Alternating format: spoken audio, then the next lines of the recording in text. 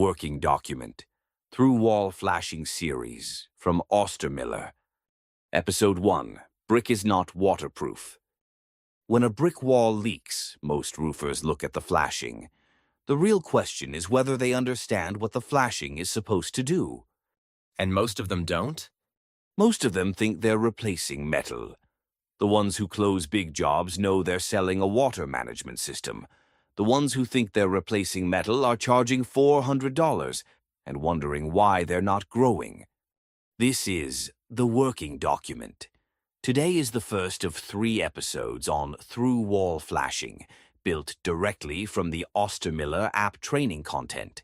We're starting with the technical foundation. What through wall flashing actually is, how a masonry wall is supposed to manage water, and the single terminology mistake that separates contractors who close premium jobs from those who are still doing caulk runs at $2,000 a pop. That's a very specific dig. It's a very common business model. Let's talk about why it doesn't have to be yours. Let's start at the beginning. Why does a brick wall leak? Because brick is not waterproof. That's the first thing to internalize. It sounds obvious. It is not obvious to homeowners, to some inspectors, and to a surprisingly large percentage of contractors who are nonetheless happy to bill for the repair. Brick absorbs water. Brick absorbs water. Mortar absorbs water. The veneer was never the waterproofing. The system behind it is. The brick is a rain screen. It's a first line that slows water down. It is not a seal, and it was never designed to be one. So what is the actual system? Here's the wall assembly from outside to inside. First, the brick veneer, the visible skin, the thing everyone looks at when they're diagnosing a leak. It lets water through, by design. Second, an air gap behind the veneer, a drainage cavity where that water is supposed to go. Third, the WRB, the weather-resistant barrier, which is the house wrap or felt. That's the drainage plane. Fourth, through wall flashing at the base or at each floor line, which catches water that's made it inside the cavity. And fifth, weep holes at the base, which let that water escape back outside. So the water is supposed to get in. The water is supposed to get in and come back out in a controlled way. The system assumes water penetration. It's designed around that assumption. When the system works, water enters the veneer, travels down the cavity, hits the flashing, drains through the weeps. Nobody calls you. When the system fails, blocked weeps, missing flashing, damaged WRB, the water goes somewhere it shouldn't. Into the wall, into the framing, into someone's living room ceiling. And then somebody calls you. Then somebody calls you and tells you it only leaks when it rains, which is usually the customer's way of saying they think this is somehow intermittent and therefore optional to fix. When you're on a site visit and you've diagnosed a masonry water intrusion problem, how do you frame it to the customer? Most roofers say, "We're replacing your flashing." The top closers say, "Your wall is letting water behind the brick. We're installing a system that captures it and sends it back out before it reaches the interior." Same physical repair. Same physical repair. Completely different value proposition. One sounds like a maintenance task. The other sounds like stopping the leak before it finds your framing. When you use the second framing, you're not competing on price. You're competing on risk. And that's where Austermiller wins. And the contractor who says we're replacing your flashing? They're competing on price, which means they're losing to whoever shows up next with a lower number, a tube of caulk, and a lot of confidence. There's a terminology distinction that matters enormously. Regle counter-flashing versus true through-wall flashing. Let's make sure this is clear. This is the distinction that separates a $2,000 caulk run from a $12,000 restoration, and customers cannot tell the difference by looking at it, which is exactly why you have to be able to explain it. What's a regle? A regle is a saw cut made into the mortar joint. You insert counter flashing into that cut, pin it with a lead wedge, cap it with sealant. It's a surface-mounted system.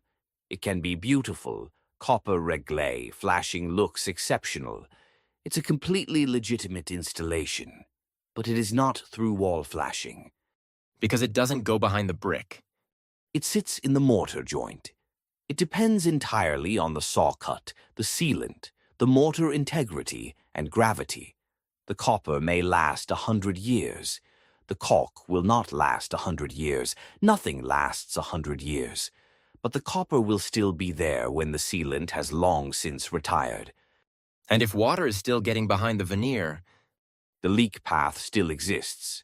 The copper can be absolutely pristine, and you'll still have water intrusion, because the copper isn't addressing where the water is going. Here's the exact language from the app. This is what you say to a customer. The copper is beautiful and extremely durable. But the durability of the copper and the durability of the waterproofing system are two different things. The copper may last 100 years. If water is getting behind the brick, the leak path is still there.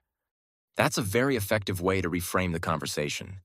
It also gently clarifies that the beautiful copper the previous contractor installed was not, in fact, a permanent solution, without saying that the previous contractor did anything wrong, which is important because the previous contractor probably did it correctly. They just didn't do the same thing. So what does a true through-wall flashing repair actually involve? You are removing brick courses, not caulking, not inserting something into a saw cut. Removing brick, getting behind the veneer, tying the new flashing into the WRB, the actual drainage plane, and then rebuilding the masonry above it. Which is why most roofing companies don't do this. They either don't have masonry crews, don't understand the scope, are not comfortable touching brick, or have found that caulk and counterflash is a business model that keeps the phone ringing with callbacks, which is also, technically, a revenue stream. That's a dark way to look at it. It's an observation, the installation sequence for a real through-wall repair. Remove the brick courses at the flashing line, expose the WRB, seal it with flashing tape. Install the new through-wall flashing completely behind the veneer, behind it, not in a saw cut, tied into the drainage plane. Install weep holes, rebuild the masonry. The flashing is concealed when you're done. The wall looks untouched. The water path is rebuilt. And the homeowner never sees it. The homeowner never sees it, which is the most expensive kind of work to explain and the most satisfying to close, because the close is entirely built on trust that you know something they don't. You do. Use it honestly. Step-style through-wall flashing, different from regular step flashing. Walk me through that. Surface step flashing, the kind most roofers install at a chimney or dormer, sheds water on the surface of the roof. It's a legitimate installation for what it is. Step-style through-wall flashing goes behind the veneer.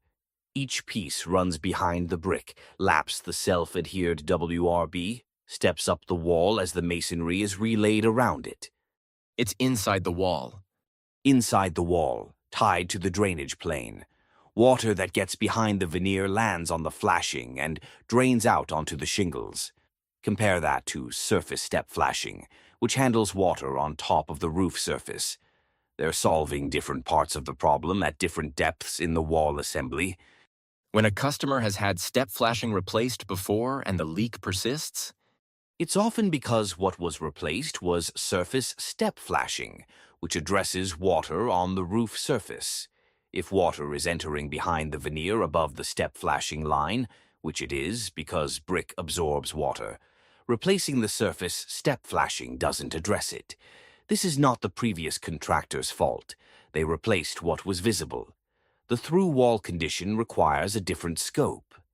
and that's worth explaining to the customer. Explicitly, because the customer who has had this fixed twice already is skeptical, understandably. Your job is to explain why the previous repairs were correct for what they addressed and why the water path still exists. If you can do that credibly, you've separated yourself from everyone else who stood in that driveway and told them it was a simple fix. Quick hits. 1. Brick is not waterproof. Not a flaw, not a defect, not something the homeowner's builder did wrong. By design. Internalize this before you get in front of a customer. 2. Reglet counter-flashing is not through-wall flashing. Surface-mounted system versus a system tied to the drainage plane behind the veneer. Different repairs, different prices, different longevity. If you call them the same thing in front of a customer, you will not be believed when you explain why yours costs more. 3. The app has photos of real Austermiller jobs, the retrofit sequence, the corner detail, the masonry rebuild. These are not stock photos. They're documentation of how the repair is actually done. Study them. Know what a correct installation looks like before you scope one and certainly before you price one.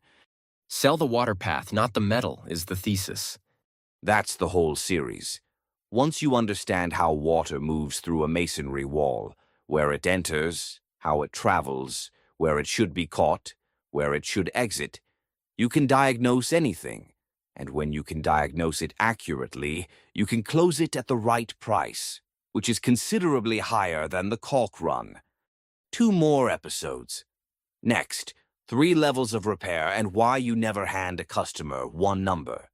The job doesn't run itself. Neither does the close. That's the Working Document Field Guide series from Austermiller.